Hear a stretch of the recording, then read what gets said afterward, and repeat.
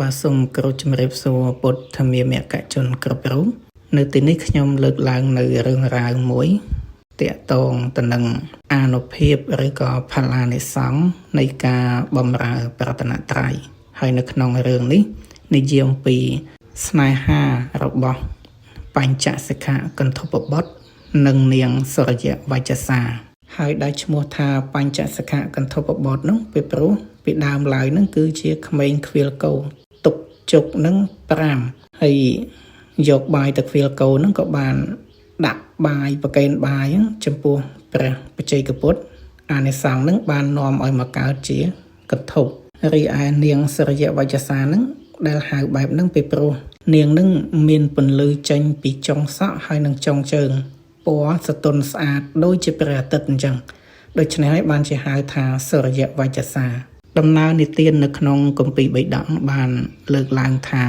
ក្នុងកាលដែលកន្លងទៅហើយនឹងព្រះមានប្រភិយទ្រង់គង់នៅក្នុងអន្តសាលគុហាជាគុហាមួយដែលមានដើមពោធិ៍ដុះនៅនឹងក្បែរទ្វារហើយទីតាំងនោះស្ថិតនៅភាគខាងកើតនៃក្រុងរាជក្រឹសនៅគ្រានោះដែរគឺព្រះឥន្ទ្រាធិរាជមួយលើដោយពួកទេវតាហ្នឹងបានចុះមកនៅលើកំពូលភ្នំក្បែរហ្នឹងតែអត់ហ៊ានចូលទៅគាល់ព្រះមានប្រភិយទេដោយគិតថាខ្លួនពោពេញទៅដោយទោសៈមោហៈឬក៏លោភៈអីអញ្ចឹងក៏បានពឹងបញ្ចសិក្ខាគន្ធពបុត្រហ្នឹងឲ្យចូលទៅគាល់ព្រះមានប្រភិយពោលគឺចាត់បញ្ចសិក្ខាគន្ធពបុត្រហ្នឹងដូចជាអ្នកនាំផ្លូវអញ្ចឹងនៅពេលនោះបញ្ចសិក្ខាគន្ធពបុត្របានកាន់យកពិនដែលមានពណ៌ដូចជាផ្លែភ្នៅទុំអញ្ចឹងហើយចូលទៅដល់ទីសំគួរហើយក៏គិតថាទីប៉ុណ្ណឹងគឺមិនជិតពេកហើយក៏មិនឆ្ងាយពេកល្មមព្រះមានប្រភិយទ្រង់ឮសំឡេងពិនក៏ចាប់ផ្ដើមដេញពិនរៀបរាប់អំពីរឿងស្នេហារបស់ខ្លួនដែលស្រឡាញ់នាងសុរិយវជ្ជសាណាហើយបញ្ចសិក្ខាគន្ធពបុត្រនឹងជាកូនរបស់គន្ធពនាងសុរិយវជ្ជសានឹងក៏ជាកូនរបស់គន្ធពដែរក៏ប៉ុន្តែបញ្ចសិក្ខាគន្ធពបុត្រនឹងគឺជាកូនសាមញ្ញធម្មតាហើយដល់នាងសុរិយវជ្ជសានឹងគឺជាកូនស្ដេចបើប្រៀបធៀបនឹងមនុស្សយើងគឺដូចជាកូននារីហើយនឹងកូនស្ដេចអញ្ចឹង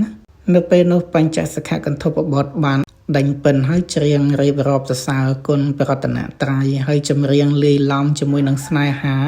ដែលខ្លួននឹងបានស្រឡាញ់នាងសុរិយវជ្ជសានឹងរាយរាប់អំពីសម្រស់ពីសម្ផស្សគ្រប់សពបែបយ៉ាងហើយពេលនោះព្រះមានប្រភិយទ្រង់សន្តាប់ហើយទ្រង់បានត្រាស់តបទៅនឹងបញ្ចសិក្ខាគន្ធពបុត្រថាមនាលបញ្ចសិក្ខាគន្ធពបុត្រសំឡេងពិនរបស់អ្នកនឹងមិនតឹងមិនធូរសមល្មមនឹងចម្រៀងហើយសួរថាតើចម្រៀងនេះអ្នកឯងតែងតាំងពីកាលណាមកនៅពេលនោះបញ្ចសិក្ខាគន្ធពបុត្រក៏បានក្រាបទូលព្រះអង្គថាបបិទ្ធព្រះអង្គដ៏ចម្រើនការពិតទៅចម្រៀងនេះខ្ញុំព្រះអង្គបានចងក្រងទុកតាំងពីសម័យព្រះមានប្រភិយទ្រង់ត្រាស់ដឹងដំបូងមកម្លេះហើយកាលនោះទ្រង់គង់នៅក្រោមដើមអច្ឆបាលនិក្រោធក្បែរស្ទឹងនរញ្ជរាហើយទូលបង្គំតែងចម្រៀងនេះឡើងគឺដោយសារទូលបង្គំនឹងបានស្រឡាញ់នាងសុរិយវជ្ជសាដែលនាងជាធីតារបស់ព្រះបាទតម្ពរុគន្ធពរាជប៉ុន្តែព្រះអង្គហើយនាងអត់មានចិត្តស្រឡាញ់ទូលបង្គំទេនាងស្រឡាញ់ចំពោះបរិសដតីវិញគឺនាងចង់បានសិក្ខន្ធិទេវបុត្រដែលជាបុត្ររបស់ព្រះបាទមាតុល័យទូលបង្គំដែលមិនបានការស្រឡាញ់ពីនាងនឹងគឺមានតែពិននេះហើយច្រៀងជាមួយនឹងចម្រៀងនឹងក្បែរលំនៅរបស់ព្រះបាទតម្ពរុគន្ធពបុត្រប៉ុណ្ណឹងក្រោយពីក្រាបទូលបែបនេះហើយបញ្ចសិក្ខាគន្ធពបុត្រក៏បានពិតព្រះមានប្រភិយអំពីបំណងរបស់ព្រះឥន្ទ្រាធិរាជនឹងចង់ចូលគាល់ហើយនៅពេលនោះព្រះពុទ្ធជាម្ចាស់នឹងទ្រង់អនុញ្ញាតព្រះឥន្ទ្រាធិរាជហើយនឹងពួកទេវតាក៏បានចូលមកគាល់ព្រះមានប្រភិយហើយទូលសួរប្រស្នានឹងច្រើនណាស់ព្រះពុទ្ធជាម្ចាស់ទ្រង់ធ្វើឲ្យព្រះឥន្ទ្រាអត់ដោយការដោះស្រាយប្រស្នាផ្សេងជាអនេកបការហើយព្រះឥន្ទ្រាធិរាជដោយយល់ថាខ្លួនដែលបានចូលមកគាល់ព្រះមានប្រភិយនេះព្រោះតែបញ្ចសិក្ខាគន្ធពបុត្រហើយបញ្ចសិក្ខាគន្ធពបុត្រនឹងគឺជាអ្នកមានគុណជាអ្នកមានឧបការៈច្រើនដូច្នេះទ្រង់ក៏តែងតាំងបញ្ចសិក្ខាគន្ធពបុត្រនឹងគឺចាត់ទុកដូចជាបិតាអញ្ចឹង ហើយឲ្យបញ្ចសកកន្ធពបុត្រនឹងឡើងគ្រប់គ្រងคล้ายជាស្ដេចនៃពួកកន្ធពទៅទៀតមួយវិញទៀតគឺនាងសរយវច្ចសាដែលបញ្ចសកកន្ធពបុត្រនឹងស្រឡាញ់ណាក៏បានលើកនាងនឹងឲ្យទៅជាគូរបស់បញ្ចសកកន្ធពបុត្រហើយព្រះអិនទ្រង់ជ្រះថ្លាចំពោះព្រះមានប្រភិក្ខហើយការដែលជ្រះថ្លាចំពោះព្រះមានប្រភិក្ខហ្នឹងគឺព្រោះតែមានបញ្ចសកកន្ធពបុត្រនេះជាបុណ្យឬក៏ជាអានិសង្សដែលបញ្ចសកកន្ធពបុត្រហ្នឹងបានបម្រើព្រះពុទ្ធព្រះធម៌ព្រះសង្ឃហើយទទួលផលបានមកវិញគឺប្រយោជន៍ពីរយ៉ាងទី1គឺបានតំណែង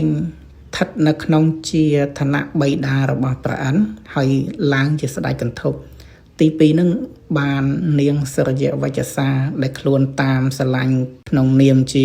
បុគ្គលដែលថាតូចទាបទៅស្រឡាញ់កូនស្ដេចកូនអីអញ្ចឹងគឺវាខុសគ្នាដូចមេឃនិងដីអញ្ចឹងក៏ប៉ុន្តែដោយសារ